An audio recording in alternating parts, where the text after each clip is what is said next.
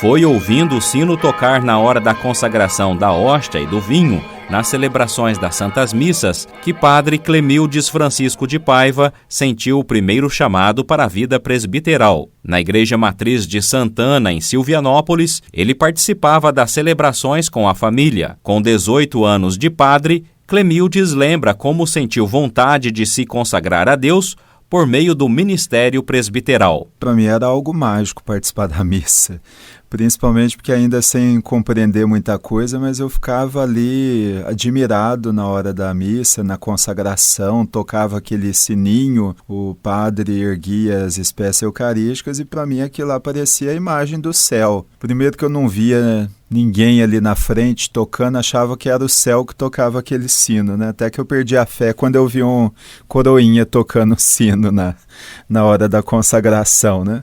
Começou assim, acho que essa foi uma primeira imagem da minha infância, participando da missa e sentindo algo especial, assim, um toque divino mesmo. Pão e vinho te apresentamos nesse altar.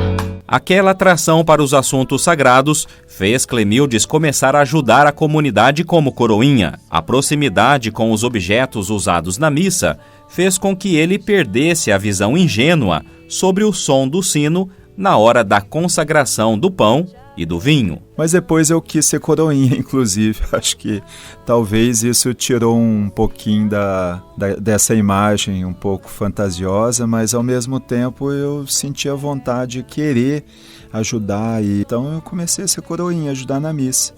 E tive esse gosto. Com a ajuda do então pároco de Santana, Padre Candinho, Clemildes foi apresentado ao Seminário Arquidiocesano de Pouso Alegre. Foi aquela paixão à primeira vista mesmo, de conhecer o seminário e de querer viver aquele estilo de vida. Engraçado que o Padre Candinho me levou no seminário, foi num dia de semana. Eu lembro que os seminaristas estavam fazendo limpeza no seminário, tinha gente na horta, no jardim, e aquilo me encantou. Eu nunca tinha me atinado para essa vivência assim, de uma vida comunitária. E foi isso que me despertou bastante na vocação. Nos anos de 1993 e 1994, Clemildes participou dos encontros de discernimento vocacional no seminário da Arquidiocese. Na companhia do irmão gêmeo Clemilton, os dois esconderam dos pais a frequência nos encontros. Você acredita que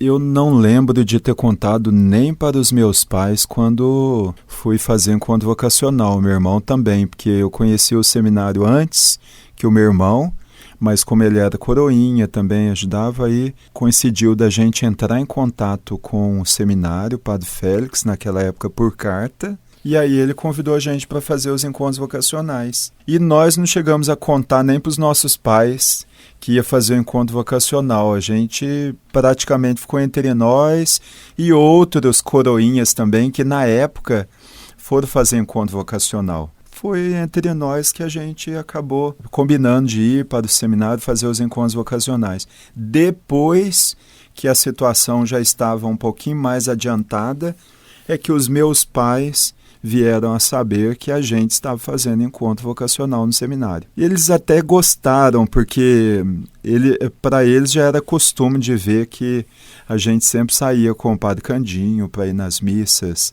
na roça, fora da cidade. E aí, nesse sentido, meu pai e minha mãe tinham total confiança nele, então estou indo com o Padre Candinho na missa. E assim foi. Com 15 anos, ele entrou para o seminário Nossa Senhora Auxiliadora. A convivência com pessoas vindas de diversas cidades, com costumes e culturas diferentes, além do dia a dia no seminário, foram o encantando para a certeza do que queria abraçar na vida. A minha adolescência foi vivida no seminário praticamente. Então, ainda naquela época era um despertar para tudo. Mas, ao mesmo tempo, era esse desejo de fazer essa experiência de vida de comunidade, participar das orações em comum, trabalho em comum, o esporte também, né? Que na época tinha bastante, era futebol, vôlei, piscina. E nos gostos ali a gente ia descobrindo o que a gente gostava, o que a gente não gostava. Então, para mim foi uma diversão.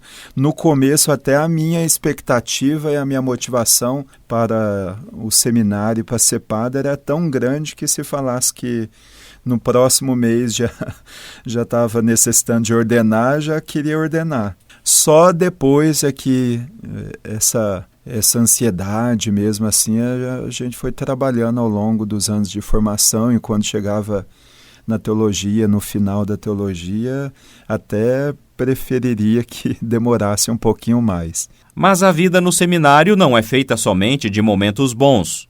Episódios de conflitos também surgiram e foi necessário saber contorná-los para seguir em direção à meta. É o que recorda Padre Clemildes. Teve uma época no seminário que eu achava que parecia ser uma certa rebeldia, porque queria às vezes participar fora de eventos, seja no colégio, seja também shows. E às vezes na formação isso era colocado às vezes como não mais importante para a caminhada formativa. Então eu acredito que eu fui lidando com essas situações também. Esses conflitos que nós, enquanto jovens, vamos vivenciando, e às vezes já na experiência de seminário, fazendo algumas pequenas renúncias. Na opinião do Padre Clemildes, não existem estereótipos ou modelos para entrar no seminário e ser padre.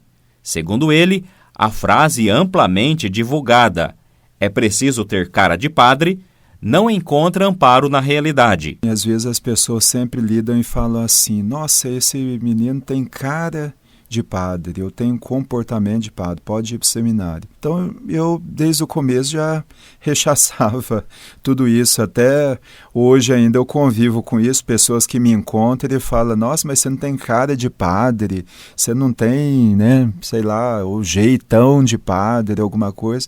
Eu falei: mas nem eu preciso ter cara de padre, nem estereótipo nenhum de padre, eu tenho que ter coração de padre, né? Antes de se consagrar, Padre Clemildes pensou em seguir outra carreira. Me ocorreu uma vez de querer ir para a vida militar. Eu não sei, a aeronáutica, tudo, eu pensava na época, né? Mas assim, depois foi aquela ideia fixa mesmo, né? De querer ir para o seminário e ser padre, e foi isso. Em 2005, com o tema "Mostra-me, Senhor, os teus caminhos, guia-me sobre a tua verdade", uma passagem do Salmo 25, Clemildes ordenou padre. O atual pároco da paróquia São Cristóvão, em Pouso Alegre, e juiz eclesiástico nas causas de nulidade matrimonial, é especialista em direito canônico. Ele explica os sentimentos e as motivações pelas quais devem passar por um coração legitimamente sacerdotal. A meu ver, esse coração sacerdotal significa, primeiro, você sentir aquela alegria de fazer o que faz. E é isso que me encanta de quando eu estou, por exemplo, no aconselhamento, nas confissões, ou na celebração da missa, ou visitando enfermos, inclusive assistindo matrimônio também, outros sacramentos.